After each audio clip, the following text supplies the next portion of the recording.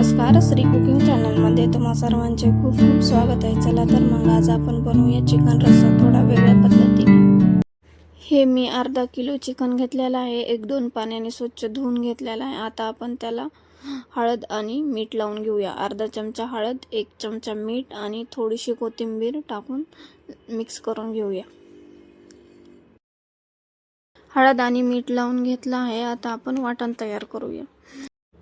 थोडं खोबरं, आलं, लसूण आणि कोथिंबीर हे मिक्सरला बारीक करून घेऊया आणि टोमॅटोची प्युरी करून घेऊया।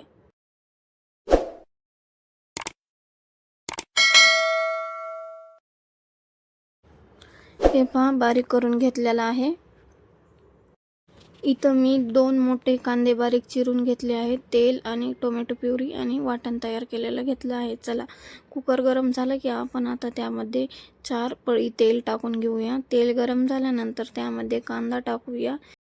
कांदा छान असा सोनेरी कलर येईपर्यंत भाजून घ्यायचा आहे। त्यामध्ये मी आता 2 तमालपत्र, 2 दालचिनीचे तुकडे टाकत आहे। ते मिक्स करून घेऊया। हे पहा कांदा आपला भाजून झालेला आहे। आता आपण त्यामध्ये खोबरं, अद्रक आणि लसूण आणि कोथिंबीरचं वाटण टाकून घेऊया। ते मिक्स करून घेऊया।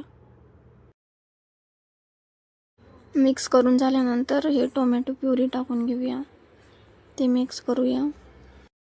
टोमॅटो प्युरी मिक्स झाल्यानंतर आता आपण त्याच्यात मसाले टाकून घेऊया। धना पावडर, जिरा पावडर, कांदा लसूण मसाला आणि घरचा काळा मसाला आणि गरम मसाला। मसाले छान असे तेलात परतून घेऊया। मसाले परतल्यानंतर हे मी फुटाणे मिक्सरला बारीक करून घेतले होते ते टाकून घेऊया 2 चमचे। ते परतून घेऊया। ते परतल्यानंतर आता थोडेसे पाणी टाकून मिक्स करून घेऊ। चवीनुसार मीठ टाकून घेऊ। मीठ टाकल्यानंतर ते मिक्स करून घेऊया। थोडीशी कोथिंबीर टाकून घेऊ। हे बघा मसाल्याला तेल सुटलेलं आहे। आता आपण त्यामध्ये चिकन टाकून घेऊया। ते मिक्स करून घेऊ। मसाल्यामध्ये 3 ते 4 मिनिट परतून घेऊया चिकन आणि कुकरवर एक प्लेट ठेवून त्यामध्ये 1 ग्लास पाणी टाकून एक वाफ काढून घेऊया। नंतर मिक्स करून घेऊया। नंतर मिक्स केल्यानंतर त्यामध्ये 2 ग्लास पाणी टाकून घेऊया। गरम पाणी टाकायचं आहे। पाणी टाकल्यानंतर छान असं मिक्स करून घेऊया।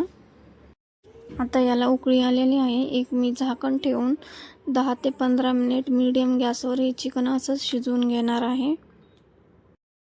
10 ते 15 मिनिट झालेले आहेत। चला आता आपण बघूया चिकन शिजलं का।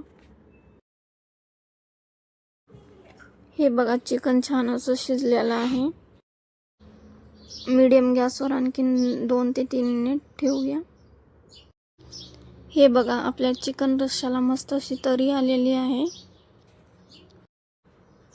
आता आपला चिकन रस्सा तयार झालेला आहे। यावर आता थोडीशी कट केलेली कोथिंबीर टाकून घेऊया।